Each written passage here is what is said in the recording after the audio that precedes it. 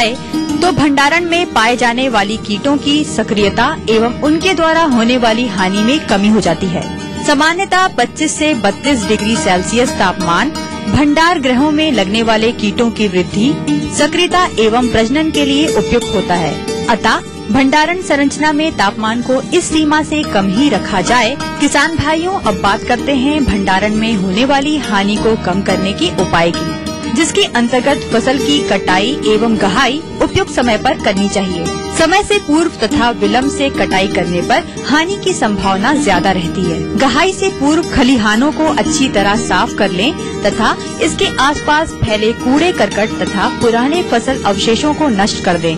फसल की गहाई एवं मड़ाई पक्के फर्श वाले साफ सुथरे खलिहान में करें। भंडारण से पूर्व अनाजों में नमी 11 से 12%, दलहनों में 10 से 11% तथा तिलहनों में 8 से 10% से अधिक नहीं होनी चाहिए। यदि अनाज का भंडारण बोरियों में करना हो तो फर्श पर लकड़ी के तख्तों या पॉलीथीन की चादर बिछाकर उन पर बोरियां रखें। अनाज के भंडारण में भंडार गृह या गोदामों की संरचना का महत्वपूर्ण स्थान है। भंडारण संरचनाओं का चयन करते समय निम्न पहलुओं का ध्यान रखना नितांत आवश्यक है। चूहे, चिड़ियों एवं कीटों के प्रवेश की संभावना नगण्य हो। नमी एवं तापमान नियंत्रण की व्यवस्था हो। आवश्यकता पड़ने पर संरचना को वायु रोध बनाया जा सके। आधुनिक एवं वैज्ञानिक भंडारण संरचनाओं का उपयोग करके भंडारण में होने वाली हानि को काफी हद तक कम किया जा सकता है। अनाजों के भंडारण से पूर्व भंडारण संरचना को पूर्णतः कीट रहित कर लेना चाहिए। गोदाम की दीवारों एवं फर्श की सभी दरारों एवं छेदों को बंद करके नीला थोथा मिश्रित चूने से पुताई करनी चाहिए।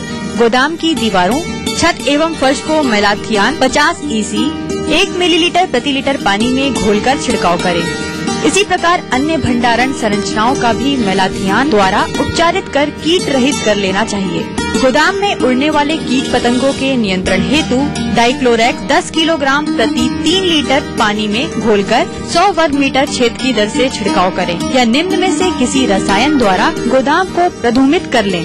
एल्युमिनियम फॉस्फाइड 3 ग्राम प्रति टन अनाज की दर से गोदाम को प्रधूमित करें। EDB एम्यूल्स तरल इथाइलिन डाइब्रोमाइड की 3 मिलीलीटर मात्रा प्रति क्विंटल अनाज के प्रधूमन के लिए पर्याप्त है। भंडार गृह एवं गोदामों को प्रधूमित करने से पूर्व इनको पूर्ण रूप से वायु रोधी कर लें तथा इनके दरवाजों, खिड़कियों एवं रोशनदानों को प्रधूमित करने के बाद गीली मिट्टी से लिपाई कर दें। प्रधूमन के 15 दिन बाद गोदाम को खोल करके इसमें कीट नियंत्रण को सुनिश्चित कर लें। यदि समुचित कीट नियंत्रण न हो तो गोदाम को पुनः प्रधूमित करें। यदि अनाज का भंडारण अगले वर्ष के लिए बीज हेतु करना हो तो इसके लिए 1 क्विंटल में 250 ग्राम मेलाथियान चूर्ण 5% की दर से मिलाकर रखें। इस प्रकार के अनाज का प्रयोग मानव एवं पशु के उपयोग के लिए कभी न करें। भंडार गृहों में चूहे भी बहुत हानि पहुंचाते हैं। इनसे रक्षा हेतु भंडार गृह चूहा रोधी होने चाहिए। यदि इनमें चूहों के बिल हों तो सीमेंट तथा चूने के मिश्रण में कांच के टुकड़े मिलाकर इन बिलों को बंद कर दें। चूहों के नियंत्रण हेतु चूहा मारने वाले विषयुक्त चुग्गों का प्रयोग किया जा सकता है।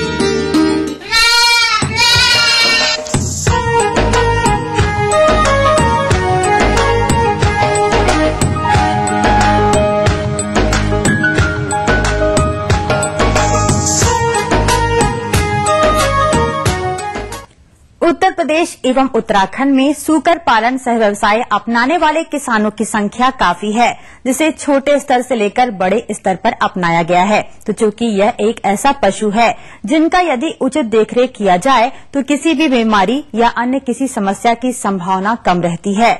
लेकिन बदलते मौसम में इनकी कुछ आवश्यकताएं होती हैं, जिसको सूकर पालक को समझना होगा और उसके अनुसार उसको अमल में लाना है। जैसे कि उनके आहार, आवास एवं देखरेख की विशेष आवश्यकता होती है।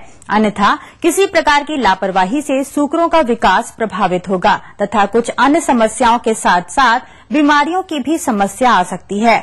अतः किसान भाइयों, आपका सूकर फार्म ठीक प्रकार से विकास करता रहे, उस हेतु सूकरों का क्या क्या प्रबंधन कार्य करना है, इस विषय पर जानकारी दे रहे हैं राज्य सूकर फार्म वाराणसी के फार्म मैनेजर चंद्रशेखर सिंह। ये गर्मी आ रही है ना, गर्मी आने से पहले अप्रैल का महीना चल रहा है, मई जून में और गर्मी पड़ने लगेगी।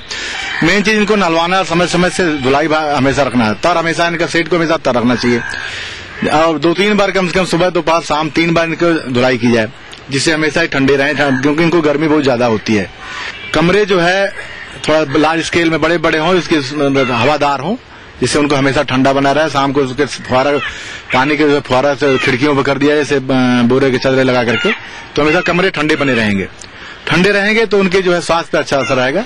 सूकरों को खान पान के लिए किसान भाइयों को विशेष ध्यान देने की आवश्यकता है, क्योंकि अगर बाजार में उनको सस्ते मूल्य पर जो भी मिल जाता है, चोकर है या गेहूं है सड़ा हुआ मिल जाए, या और कोई होटल आसपास से भोजन मिल जाता है, सड़ा गला भोजन बढ़िया सब उनको, तो उनको समय समय देते रहे, जिससे उनको सर्वाइव होने में ज्यादा मतलब बढ़िया मिलेगा।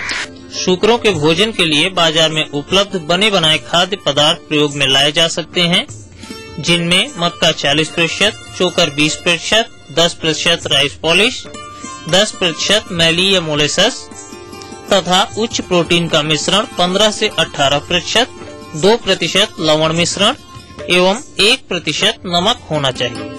लगभग 45 किलोग्राम शरीर भार वाले सूकर को 1.5 किलोग्राम राशन प्रतिदिन दिया जाना चाहिए।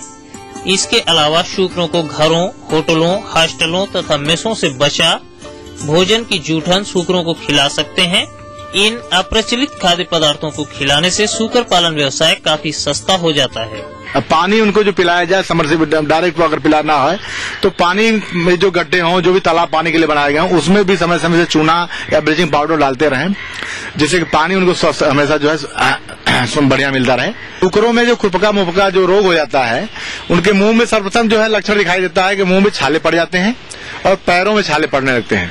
दोनों, क्योंकि पैर में छाले पड़ेंगे तो मुंह सूंघती हैं तो मुंह में भी पड़ जाता है। अब उनको सबसे पहला जो है प्रिकॉशन है कि उनको अलग करते हैं पहले तो, और अलग करके उनके फिटकरी से या उसके पोटाश से धुलाई करें, और उसके लिए और भी प्रिकॉशन लेना है। सबसे पहले उनको जो है एफएमडी का टीका लगवा दें। अगर जिसको 22 दिन नहीं लगा फिर भी हो गया है तो उनको धुलाई करें पोटाश से और फिटकरी से, और उनको अलग कर दें तुरंत। तो जो सूकरों में मेन बीमारी होती है स्वाइन फ्लू की, उनसे संबंधित होती है, उसके लिए टीका लगवाना पड़ता है। तो स्वाइन फीवर का टीका जो है गर्मी आने से पहले लगवा लें अवश्य। स्वाइन फीवर का टीका लगवा लेने से क्या है कि उनको काफी बीमारियों से जो है छुटकारा मिल जाएगा। अन्नदाता कार्यक्रम में समय हो चला है एक ब्रेक का।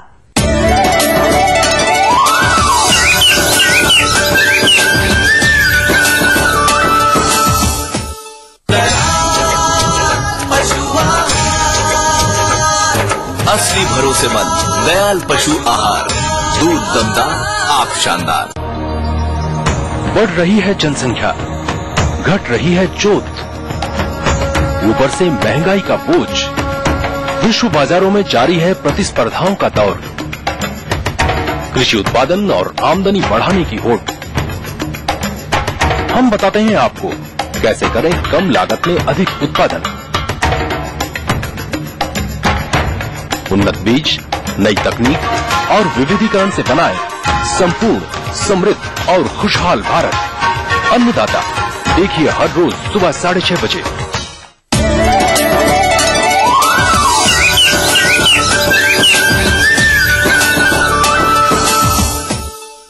ब्रेक के बाद हम फिर हाजिर हैं अन्नदाता कार्यक्रम में आपके साथ।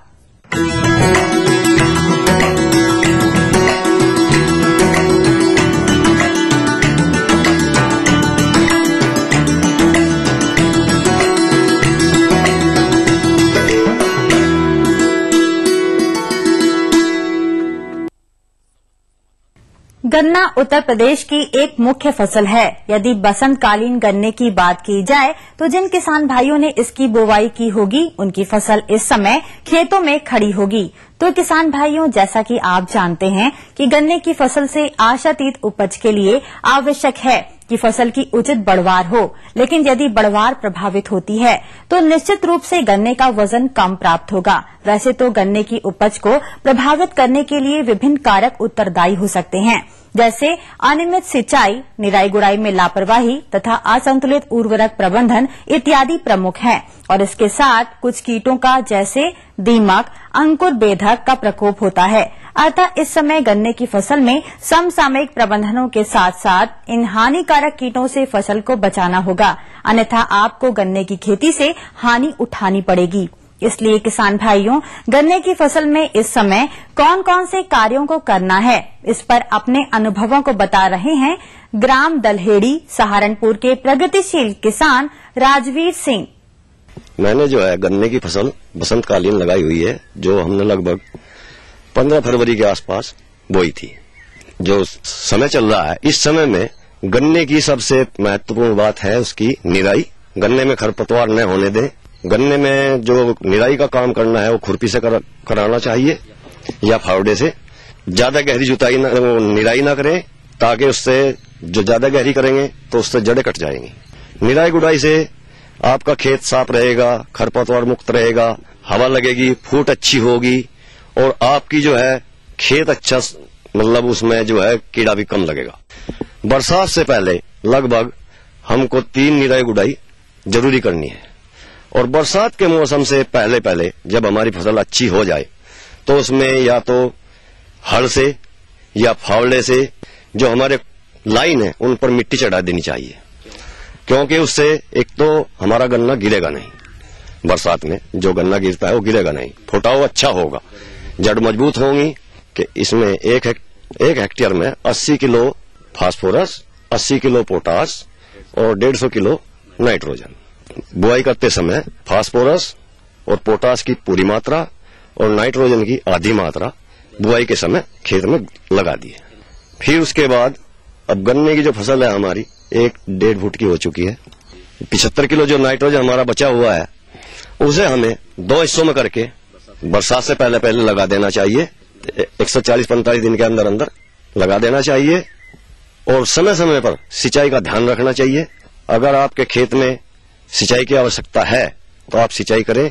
किसान भाइयों, एक हमारी जो फसल है इसके अंदर जो है हम बोलते हैं कंसुआ, जो मेन सूट है, मेन जो है उसको वो खा जाता है और वो सूख जाता है।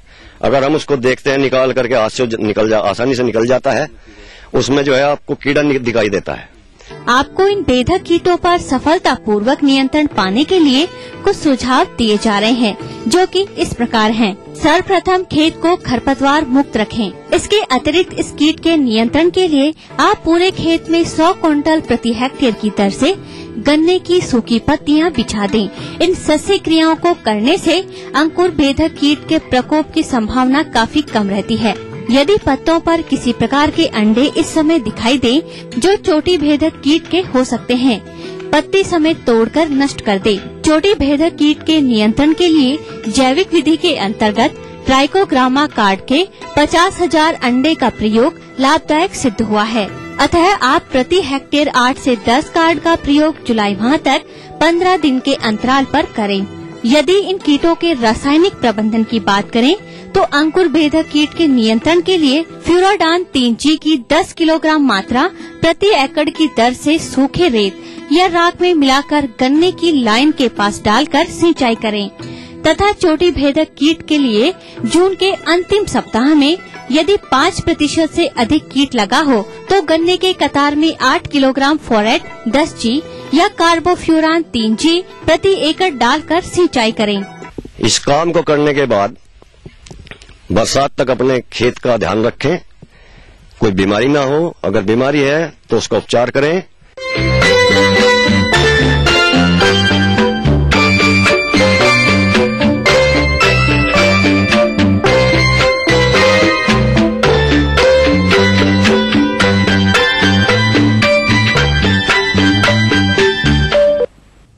सब्जी वर्गीय फसलों के अंतर्गत बैगन की बात की जाए तो इसकी खेती हमारे प्रदेश के बहुत से किसान भाई करते हैं, किंतु आज के समय में भी वह उत्पादन नहीं मिल पा रहा है जो कि मिलना चाहिए। यदि इसके कारणों पर ध्यान दें तो बहुत से कारण पाएंगे, जिसमें कीट व रोग प्रमुख कारण है। और यह भी देखा जाता है कि बहुत से कृषक बंधुओं को इसमें लगने वाले कीटों में सफेद मक्खी, मकड़ी, फल छेदक तथा रोगों में पत्ती धब्बा एवं छोटी पत्ती रोग इत्यादि के कारण लक्षण व नियंत्रण की सही जानकारी न होने की दशा में सही नियंत्रण उपायों को उचित समय पर नहीं अपना पाते हैं और आनन फानन में जो भी दवा मिलती है उसी का छिड़काव कर देते हैं, जिससे प्रकोप कम होने के बजाय और भी बढ़ जाता है। परिणाम स्वरूप आने वाले दिनों में प्रति इकाई क्षेत्र से बहुत कम उपज में संतोष करना पड़ता है। अतः किसान भाइयों, फलन की अवस्था पर बैगन की फसल में लगने वाले कीट व रोगों का प्रबंधन कैसे किया जाए जिससे रोग व कीट मुक्त रहते हुए फसल से अच्छा उत्पादन मिले, इस विषय पर जानकारी के लिए हमारे बीच उपस्थित हैं एक विषय विशेषज्ञ डॉक्टर A.K. गौतम। अगर जो अपन कीटों की बात करते हैं बैगन में, तो इसमें दो तरह के कीट लगते हैं। एक तो सकिंग, दूसरा कटिंग। रस चूसने वाले मुख्यतः है जो बैगन में सबसे ज्यादा नुकसान करते हैं, जैसिड, और दूसरा सफेद मक्खी जो बहुत ही बारीक होती है, जिसको अपन तेज धूप हो तो आंख से देख नहीं सकते। लेकिन जो जैसिड जो है बादलों के मौसम में ज्यादा इसका प्रकोप होता है, तो ये पौधों की पत्तियों में नीचे रहकर ये रस चूसता है, जिससे पौधा कमजोर हो जाता है। जो पौधा कमजोर हो जाता है तो उसमें पुष्पन कम होते हैं, फल कम लगते हैं। इसके बाद जो सफेद मक्खी है वो भी रस चूसने का काम करती है, जिससे पौधों में प्रकाश संश्लेषण की क्रिया कम होती है, पौधे पत्ते पीले पड़ जाते हैं और वायरस को फैलाने का भी काम करती है। इन कीटों के नियंत्रण की अपन को नीम का तेल को यूज करना चाहिए। नीम का तेल 1 लीटर पानी में 5 ml डाल के घोल बना के और उसका स्प्रे करना चाहिए। इसके बाद भी नहीं होते तो हमें कम तीव्रता वाले इंसेक्टिसाइड, कीटनाशक का उपयोग करना चाहिए। इसमें मेटाक्लोरोफिल है, घोल बना के इसमें छिड़काव कर देते हैं। छिड़काव करते समय ध्यान रखें कि सुबह या शाम करें। इसमें एक और बहुत महत्वपूर्ण कीट है जो कि बैगन को बहुत ज्यादा नुकसान पहुंचाता है, तना भेदक, फल भेदक कीट।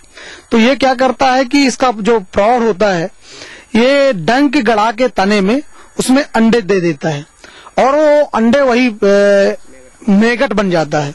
और वो मेगट क्या है कि अंदर ही अंदर तने को खोखला करता है, खाता रहता है और जब पौधे फलते हैं तो वही मैगट तने से निकल के और फलों में भी छेद कर देता है। और फलों में जो छेद कर देता है तो उसकी मार्केट वैल्यू 0 हो जाती है। इसके लिए है कि अपन प्रकाश प्रपंच का उपयोग करें। फेरोमोन टेप आता है एक, उसको लगा लेते हैं। और दूसरा क्या है कि पूरे खेत में टी आकार की खूंटियां गड़ा देते हैं। इसके बाद फिर अपन दवा का छिड़काव कर सकते हैं, जैसे क्लोरोपाइरीफास है। इसको 2 ml पर लीटर के हिसाब से घोल बना के और इसमें इसका अपन स्प्रे करते हैं बैगन की फसल में, जिससे कि इसमें बहुत ज्यादा इसका लाभ मिलता है फार्मर्स को। तो बैगन में तो इससे ज्यादा रोगों का प्रकोप नहीं है, लेकिन इसमें 2 रोग ज्यादा बहुतायत में पाए जाते हैं। एक तो बैगन का चुर्रा मुर्रा रोग है, वायरस जनित रोग है, और दूसरा लीफ स्पॉट, पत्ती धब्बा जिसको बोलते हैं। तो चुर्रा मुर्रा रोग के लिए तो ज्यादा कारगर उपाय नहीं है कि किसी हम दवा का उपयोग करें तो कंट्रोल एकदम से हो जाए। उसके लिए सबसे पहले ये है कि जैसे ही पौधे में खेत में एक आध पौधे भी दिखते हैं, उसके पौधे सिकुड़े हुए रहते हैं, पत्तियां उसकी सिकुड़ी हुई रहती है, उसको तुरंत पौधे को उखाड़ के एक तो कहीं दबा देना चाहिए, नहीं तो जला देना चाहिए। और दूसरा है पत्ती धब्बा रोग। तो इसमें पौधे में पहले आकार के धब्बे बनते हैं, जले से रहते हैं, और वो धब्बे रूप का आकार बढ़ता जाता है और पत्तियां फट जाती हैं। तो इसके कंट्रोल के लिए अगर जो बात करें तो अपन बोवस्टीन 2 ग्राम पर लीटर के हिसाब से घोल बना के इसका स्प्रे कर सकते हैं। तो किसान भाइयों, मेरे द्वारा बताए गए समन्वित उपायों को अमल में लाके उपयोग करके इनसे निश्चित रूप से लाभ कमाया जा सकता है। कार्यक्रम में बाकी हैं अभी और जानकारियां, पर इस छोटे से ब्रेक के बाद।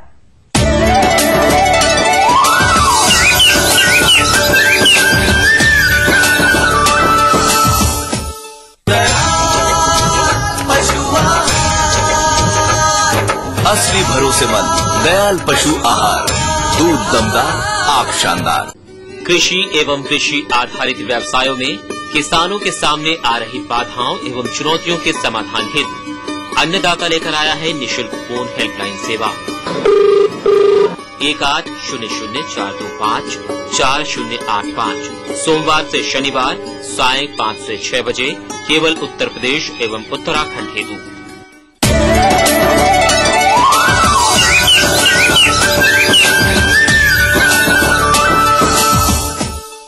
ब्रेक के बाद हम फिर हाजिर हैं अन्नदाता कार्यक्रम में आपके साथ।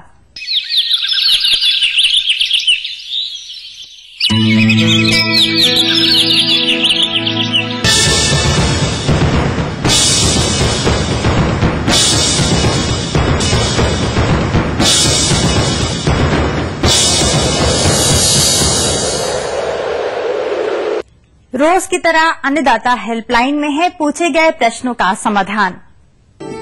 निःशुल्क अन्नदाता हेल्पलाइन में आज जो प्रश्न शामिल किया गया है उसे पूछा है रामनाथपुर बहराइच से मोहम्मद शहीद ने। आप चाइनीज बतख का पालन करना चाहते हैं और इस हेतु जानकारी चाहते हैं, तो इसके लिए देखिए कार्यक्रम की यह प्रस्तुति। मैं करीब 1.5 साल से इस बतख पालन में जुड़ा हुआ हूँ। शुरू में हम पेरेंट स्टॉक खरीद के लाए थे बेंगलोर से। इस प्रजाति का नाम वर्गोवा सुपर एम है। इसको लोकल लैंग्वेज में चाइनीज बतख बोला जाता है। पहले हम 500 बतख लाए थे। 8 मादा पे 1 नर को पाला जाता है। आमतौर पे बतख पहली बारी अंडा 6 महीनों में देती है। करीब 1 साल में 320 अंडों की इसकी एवरेज आंकी जाती है। आपके पास खेती लायक कोई जमीन है तो उस पर एक छोटा सा छप्पड़ बनाना जरूरी है, जो कि क्योंकि ये ज्यादातर खुले में ही रहना पसंद करती हैं। और जहां तक तालाब की बात है तो इन बॉयलर बतख को तालाब की कोई खासी आवश्यकता नहीं होती। इसके लिए एक 2 फुट बाय 20 फुट की नहर जिसमें हर रोज ताजा पानी बहे वही पर्याप्त है। 500 बतख अगर आप पालन करना चाह रहे हैं तो उसके लिए करीब 200 गज एरिया पर्याप्त है। बतख प्रबंधन के लिए विशेष रूप से जंगली कुत्ते, भेड़िए और इन सब जंगली जानवरों से, बिल्ली इत्यादि से इनको बचाना पड़ता है। उसके लिए एक 6 फुट की जाली का घर बनाया जाता है, जिसमें कि या तो छप्पड़ या एस्बेस्टस शीट ऊपर लगा के उसके अंदर रात में इनको उसके अंदर कर दिया जाता है, जिससे कि रात को किसी तरीके का किसी प्रकार की कोई माल को हानि ना पहुंचे। इनका बतख का खाना पीना बहुत ही ज्यादा सिंपल है। इसको मुर्गी दाना ही विशेष तौर पे दिया जाता है, जिसमें सिर्फ कैल्शियम की मात्रा बढ़ा दी जाती है जिस टाइम ये अंडा देने की स्थिति में आ जाए। फिलहाल जो साइंटिफिक कैलकुलेशंस करी गई है उसमें ये करीब 5 से 6 किलो दाना खा के करीब 2.5 किलो में तैयार हो जाता है। इसके अलावा ये बरसिम भी खा सकती है, हरी घास खा सकती है, सूखे पालक के पत्ते खा सकती है, कोई भी हरी चीज खा सकती है। और कीड़े मकोड़े अगर कहीं तालाब के आसपास हो तो उनको भी ये खा के अपना पोषण पूरा कर लेती है। गर्मियों में इनका पानी पीने की क्षमता बढ़ जाती है और छाया की जरूरत पड़ती है। रात के समय ये बाहर ही आमतौर पे खुले में सोती हैं। इसमें ज्यादातर मोटे तौर पे कोई भी रोग नहीं होता, सिर्फ शुरू में किसी की टांग टेढ़ी हो सकती है, तो छोटे बच्चों को थोड़ा ध्यानपूर्वक पाला जाए, जिस ज्यादा भीड़ न करी जाए। वही एक इसमें बीमारी है, और तो इसमें कोई ऐसी बीमारी है नहीं। टीकाकरण विशेष करके पेरेंट स्टॉक के लिए कराया जाता है और ये 3 महीने के बाद होता है। ये बॉयलर डक के लिए टीकाकरण की कोई आवश्यकता नहीं पड़ती और ये हर लघु उद्योग के तरीके से हर जगह, हर गली, हर मोहल्ले में, हर गांव में इसको आराम से पाला जा सकता है।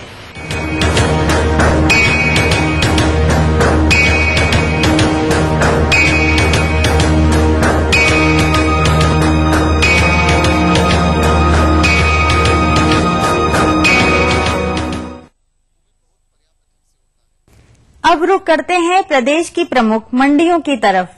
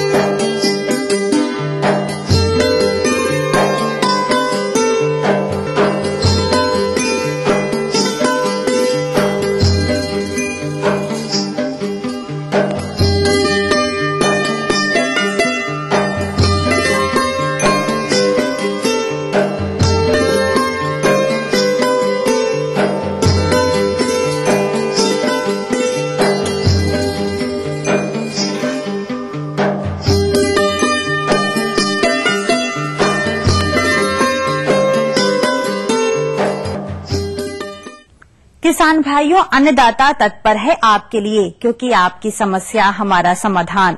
इस हेतु पत्र लिखें इस पते पर। हमारा पता है प्रोड्यूसर अन्नदाता, ETV Uttar Pradesh Uttarakhand, Ramoji film city, Hyderabad 501512, या फिर मेल करें annadaata.up@etv.co.in पर।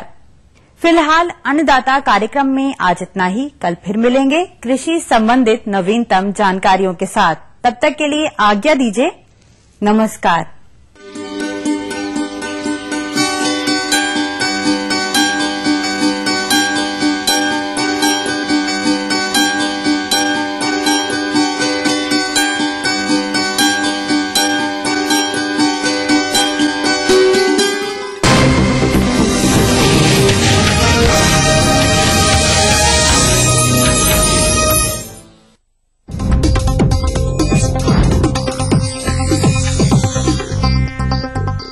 इस न्यूज के सह प्रायोजक हैं Desh Bhagat university Punjab, your freedom to grow.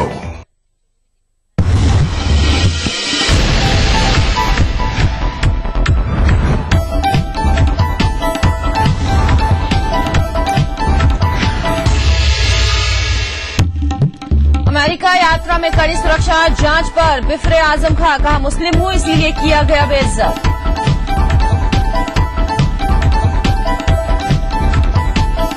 सूबे के प्राविधिक शिक्षा परिषद की ओर से आयोजित होने वाले सालाना परीक्षा में बड़ी गड़बड़ी, करीब 15,000 छात्रों का भविष्य लटका धर में। देवरिया में BDC सदस्य की गोली मारकर हत्या, समर्थकों ने आरोपियों के घरों में लगाई आग, मौके पर भारी पुलिस बल तैनात।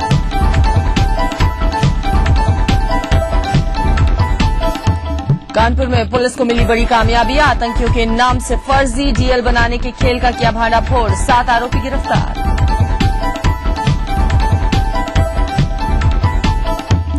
और ब्राह्मणों को रिझाने में जुटी सपा, आज पार्टी करेगी प्रबुद्ध प्रकोष्ठ सम्मेलन, मुलायम करेंगे संबोधन।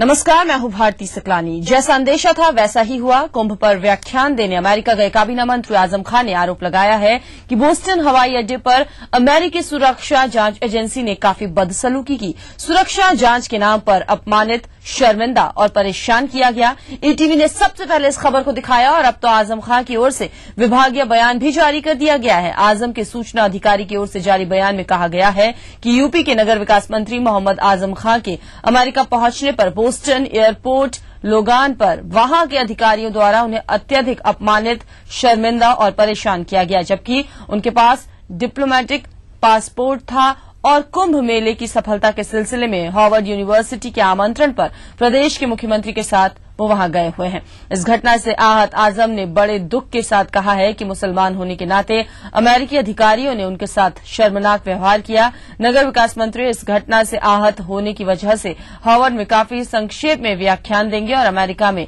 तय कार्यक्रम से पहले ही स्वदेश वापस लौट आएंगे। इस अपमान के विरोध में वो दूसरे किसी भी कार्यक्रम में भाग नहीं लेंगे।